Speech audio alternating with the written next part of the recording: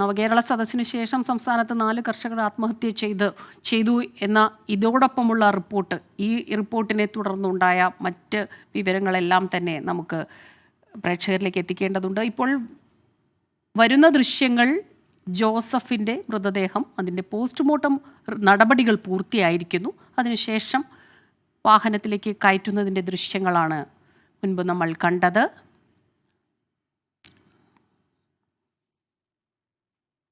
ചക്കിട്ടപ്പാറയിൽ pension മുടങ്ങിയതിനെ തുടർന്ന് Joseph ആത്മഹത്യ ചെയ്തത് വലിയ പ്രതിഷേധത്തിനിടയാക്കിയിരുന്നു. ഷഹദ് റഹ്മാനാണ് വിവരങ്ങളുമായി നമുക്കൊപ്പം ചേരുന്നത്. ഷഹദ്, വലിയ പ്രതിഷേധം തന്നെ ഉയരുന്നുണ്ട്. കാരണം ഇത്രയും പ്രശ്നങ്ങൾ ഉണ്ടായി, ഇനി വീണ്ടും ഒരു കർഷക ആത്മഹത്യ കൂടി, അതുമാത്രമല്ല ഭിന്നശേഷിക്കാരൻ കൂടിയാണ് ഈ ഒരു അവസ്ഥയിലേക്ക് എത്തിച്ചതിനെ തുടർന്ന് വലിയ പ്രതിഷേധം ഉയരുന്നുണ്ട്. ഇന്നിപ്പോൾ ഈ പോസ്റ്റ്മോർട്ടം നടപടികൾ പൂർത്തിയായി കഴിഞ്ഞിട്ടുണ്ടോ? മറ്റ് നടപടികൾ എന്താണ്? ഏത് രീതിയിലാണ് സംസ്കാരം? അവിടെ ബന്ധുക്കൾ ഉൾപ്പെടെയുള്ളവരുണ്ടോ ഷഹദ്? നമുക്ക് അവരുടെ പ്രതികരണങ്ങൾ ലഭിക്കുന്നുണ്ടോ?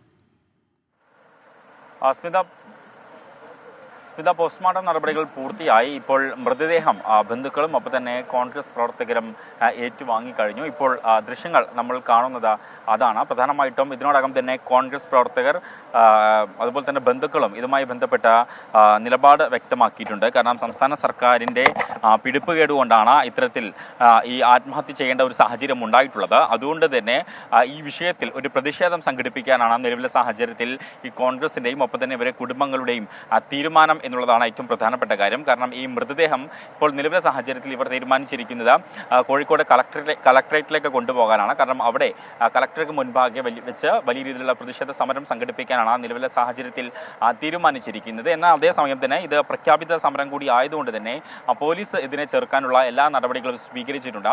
ഇതിനോടകം തന്നെ കോഴിക്കോട് മെഡിക്കൽ കോളേജ് മോർച്ചറിക്ക് സമീപം വലിയ രീതിയിലുള്ള പോലീസ് സന്നാഹമുണ്ട്. കാരണം ഈ ആംബുലൻസ് ഈ കോഴിക്കോട് കളക്ടറേറ്റ് സമീപത്തേക്ക് പോകാതിരിക്കാനുള്ള നടപടികൾ പോലീസിന്റെ ഭാഗത്ത് നിന്ന് ഉണ്ടാകുമെന്നുള്ളതാണ് നിലവിൽ നമുക്ക് ലഭ്യമാകുന്ന വിവരം. അതുകൊണ്ട് തന്നെ ഒരു സംഘർഷ സാധ്യത കൂടി കണക്കിലെടുത്ത് വലിയ രീതിയിലുള്ള പോലീസാണ് ഇതുമായി ബന്ധപ്പെട്ട ഇപ്പോൾ മെഡിക്കൽ കോളേജ് പരിസരത്തും അതുപോലെ തന്നെ ഈ മോർച്ചറിക്ക് സമീപവും തടിച്ചുകൂടിയിരിക്കുന്നത്. ഒപ്പം തന്നെ ഇവരുടെ ബന്ധുക്കളും മറ്റു വാഹനങ്ങളിലുണ്ട്. അതുകൊണ്ട് ഈ വാഹനം എന്തായാലും മെഡിക്കൽ കോളേജ് കളക്ടറേറ്റിന് മുമ്പിലേക്ക് കൊണ്ടുപോകാതിരിക്കാനുള്ള ശ്രമം പോലീസിന്റെ ഭാഗത്തുനിന്ന് ഉണ്ടാകുമെന്നുള്ളതാണ് നമുക്ക് മനസ്സിലാക്കാൻ സാധിക്കുന്നത്. അല്പസമയം മുൻപാണ് കളക്ടറേറ്റ് പടിക്കൽ യൂത്ത് ലീഗിന്റെ നേതൃത്വത്തിൽ ഈ വിഷയവുമായി ബന്ധപ്പെട്ട് വലിയ രീതിയിലുള്ള പ്രതിഷേധ സമരങ്ങൾ നടക്കുകയും പിന്നീട് പോലീസ് ഇവിടെ ഉണ്ടായിരുന്ന പ്രവർത്തകരെ അറസ്റ്റ് ചെയ്ത് നീക്കുന്ന ഒരു സാഹചര്യം ഉണ്ടായിട്ടുണ്ടായിരുന്നു. സമാനമായ രീതിയിൽ BJPയുടെ നേതൃത്വത്തിലും വലിയ രീതിയിലുള്ള പ്രതിഷേധം ഇതിനോടകം തന്നെ ആഹ്വാനം ചെയ്യുകയും ചെയ്തിട്ടുണ്ട്. ഇതിന്റെ എല്ലാം പശ്ചാത്തലത്തിലാണ് ഇപ്പോൾ ഈ പ്രതിഷേധം കനക്കുന്ന സാഹചര്യത്തിൽ അതിനെ ചെറുക്കുക എന്ന ലക്ഷ്യത്തോടു കൂടി പോലീസ് കൂടുതൽ സന്നാഹങ്ങളുമായി ഇപ്പോൾ ഈ ആംബുലൻസിനൊപ്പം കൂടിയിരിക്കുന്നത്. നമുക്ക് അറിയാം, പ്രധാനമായിട്ടും ഏകദേശം 5 മാസത്തോളമായി ഇദ്ദേഹത്തിൻ്റെ പെൻഷൻ മുടങ്ങിയിട്ട് ഇതുമായി ബന്ധപ്പെട്ട ജില്ലാ കളക്ടർക്കും ഒപ്പം തന്നെ പോലീസിനും അതുപോലെ തന്നെ പഞ്ചായത്ത് പ്രസിഡന്റിനും ഉൾപ്പെടെയുള്ള ആളുകൾക്ക് ഇദ്ദേഹം പരാതി നൽകുകയും അതുമായി ബന്ധപ്പെട്ട വാർത്തകളൊക്കെ ഇതിനോടകം പലതവണ മാധ്യമങ്ങൾ പ്രത്യക്ഷപ്പെടുകയും ചെയ്തതാണ്. എന്നിട്ട് പോലും ഈ പെൻഷൻ അനുവദിക്കാൻ ബന്ധപ്പെട്ട അധികാരികളുടെ ഭാഗത്തു നിന്നും ഉണ്ടായിട്ടില്ല. ജോസഫിനൊപ്പം തന്നെ ജോസഫിന്റെ മകളുടെ പെൻഷൻ മുടങ്ങിയ ഒരു സാഹചര്യം ഉണ്ടായിരുന്നു. അത്തരത്തിൽ 2 പേർക്കും ഈ പെൻഷൻ ഉപജീവന മാർഗമാക്കി ജീവിക്കുന്നവരാണ്. അതോടൊപ്പം തന്നെ തൊഴിൽ എടുത്ത് ജീവിക്കുന്നതായിരുന്നു. കഴിഞ്ഞ ഒരു വർഷം 99 തൊഴിൽ ദിനം മാത്രമേ ജോസഫിന് ലഭിച്ചിട്ടുണ്ടായിരുന്നുള്ളൂ. ഇത്തരം നിരവധി വിഷയങ്ങൾ ചൂണ്ടിക്കാണിച്ചുകൊണ്ട് ജോസഫ് ഇതിനോടകം തന്നെ ബന്ധപ്പെട്ട അധികാരികൾക്ക് പരാതി നൽകിയിരുന്നു. എന്നാൽ ഈ പരാതി ഒന്നും തന്നെ മാനിക്കാതെ പെൻഷൻ അനുവദിക്കാത്ത സാഹചര്യത്തിലാണ് ആത്മഹത്യയിലേക്ക് ഈ ജോസഫിനെ നയിച്ചത് എന്നുള്ളതാണ് പ്രധാനപ്പെട്ട കാര്യം. അതുകൊണ്ട് തന്നെ വലിയ രീതിയിൽ ഇതിനോടകം തന്നെ രാഷ്ട്രീയ വിവാദം ഇതുമായി ബന്ധപ്പെട്ട് ഉടലെടുക്കുകയും ചെയ്തിട്ടുണ്ട്.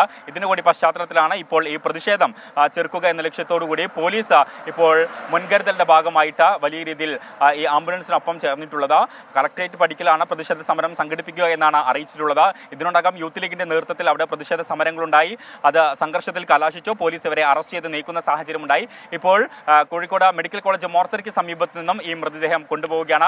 കളക്ടറേറ്റ് പടിക്കലേക്കാണ് കൊണ്ടുപോവുക എന്നാണ് കോൺഗ്രസ് നേതാക്കളും ഒപ്പം തന്നെ ബന്ധുക്കളും അറിയിച്ചിട്ടുള്ളത്. എന്നാൽ വഴിതിരിച്ചുവിടാനുള്ള ശ്രമം പോലീസിന്റെ ഭാഗത്തുനിന്ന് ഉണ്ടാകും. സ്മിത, ഷഹദ് റഹ്മാനാണ് വിവരങ്ങൾ നൽകിക്കൊണ്ടിരിക്കുന്നത്. 5 മാസമായി ക്ഷേമ പെൻഷൻ മുടങ്ങി. പല തരത്തിൽ ഇക്കാര്യം അറിയിച്ചു. നടപടികൾ ഒന്നും തന്നെ ഉണ്ടായില്ല.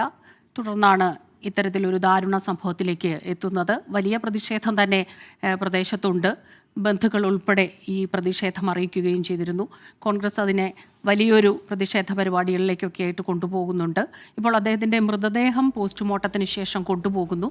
കളക്ടറേറ്റിൽ പ്രതിഷേധം നടക്കുന്നിടത്തേക്ക് ഒരു പക്ഷേ മൃതദേഹം എത്തിച്ചേക്കാനാണ് സാധ്യത. പക്ഷേ പോലീസ് അത് നിയന്ത്രിക്കാനുള്ള ശ്രമങ്ങൾ നടത്തുന്നുണ്ട്.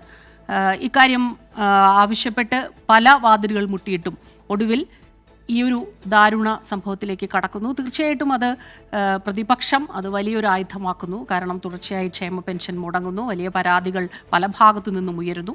ഭിന്നശേഷിക്കാരനായ ഒരാൾ, മകൾക്കും ഇതുപോലെ തന്നെ ക്ഷേമ പെൻഷൻ മുടങ്ങിയ അവസ്ഥയുണ്ടായിരുന്നു. പലവട്ടം ആവശ്യപ്പെട്ടിട്ടും ഇക്കാര്യത്തിൽ നടപടി ഉണ്ടായില്ല എന്നുള്ളത് സർക്കാരിനെതിരെ വലിയൊരു വിമർശനമായി, വലിയൊരു പ്രതിഷേധമായി. അതിനൊരു രാഷ്ട്രീയ സ്വഭാവം തീർച്ചയായിട്ടുമുണ്ട്. പ്രത്യേകിച്ച് കഴിഞ്ഞ കുറേ നാളുകളായി ക്ഷേമ പെൻഷൻ മുടങ്ങുന്നതിനെക്കുറിച്ചുള്ള വലിയ പരാതികൾ പല കോണുകളിൽ നിന്നും വരുന്നുണ്ട്. അതിൽ നടപടി ഉണ്ടാകുന്നില്ല. നവകേരള സദസ്സ് അതിൽ അവരുടെ പ്രശ്നങ്ങൾ പലരും പറയുന്നു. പക്ഷേ ഇത്തരത്തിലുള്ള പ്രശ്നങ്ങൾക്ക് ഒരു പരിഹാരമാകുന്നില്ല എന്നുള്ളത് തന്നെ പ്രതിപക്ഷം ഒരു ആയുധമാക്കുകയും ചെയ്യുകയാണ്.